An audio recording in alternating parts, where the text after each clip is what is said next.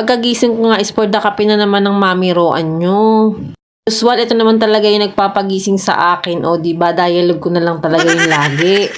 Nga ininit na nga lang pala namin tong sayote na may sardinas, kaya ito na nga pala yung inalmusal ko.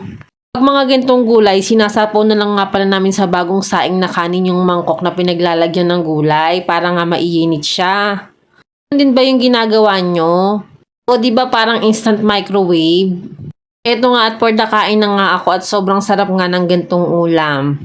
Tapos binigyan ko na nga rin pala yung bunsuan ko kasi favorite na favorite nga pala niya tong sayote. Sa lahat ng gulay, gustong gusto ng bunsuan ko.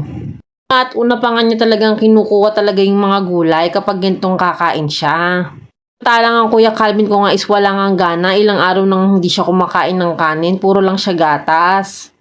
Nag-aalala na nga ako kung bakit ganun nga ang Kuya Calvin ko.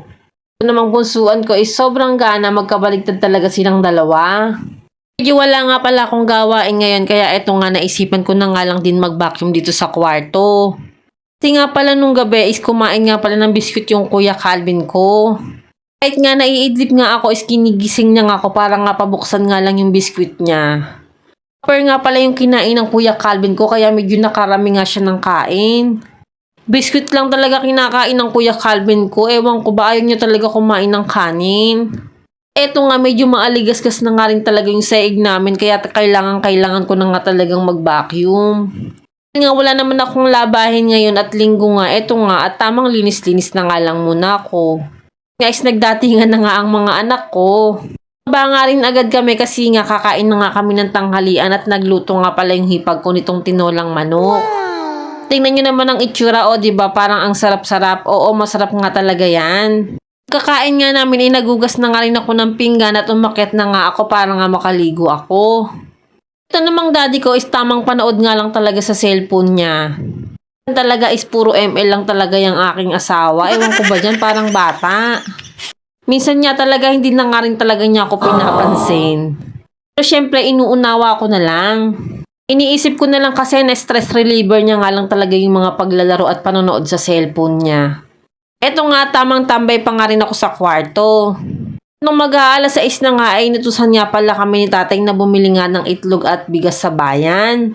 Siyempre tuwang-tuwa naman ang mga anak ko at makakasakay na naman sila ng tricycle. Kasi sa kanila is gala na ngayon kapag nagpunta kami sa bayan. Kasi talaga nakakagala yung mga anak ko.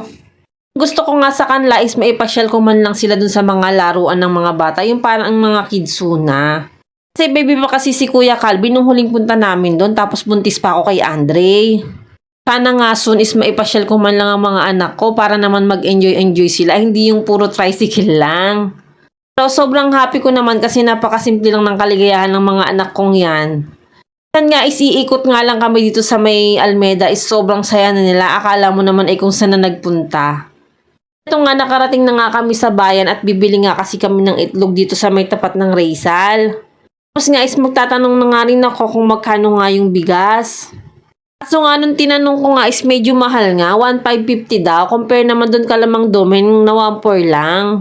Kung nga sa asawa ko is doon na lang kami kalamang doming bumili ng bigas. Ito nga at for the park na nga kami dito sa may tapat ng tindahan. Na nga lamang at may mga tinda pa silang itlog minsan kasi nagkakaubusan. 8 na nga lang yung binili ko kasi okay din naman yung size niya. Pili nga namin idumaretso na nga kami dito sa may tindahan ni Mang Domeng para nga makabili na rin kami ng bigas. Medyo maraming ang namimili kasi nga linggo ngayon. Ito nga inabot na nga kami ng dilim at medyo malamok nga dito sa lugar na to. Ang ate Yumi ko naman is medyo naiinip na nga rin halatang halata na nga sa itsura niya. Ito nga nakabili na nga rin kami ng bigas at pauwi na nga rin kami. Sobrang bilis nga maubos sa amin ng bigas kasi nga medyo magagana talaga kaming kumain lalo na nga ang mami Roan nyo. At syempre isang tray na itlog nga rin pala yung nabili namin dun sa bayan. Siya hanggang dito na lang po. Salamat sa panonood. Bye!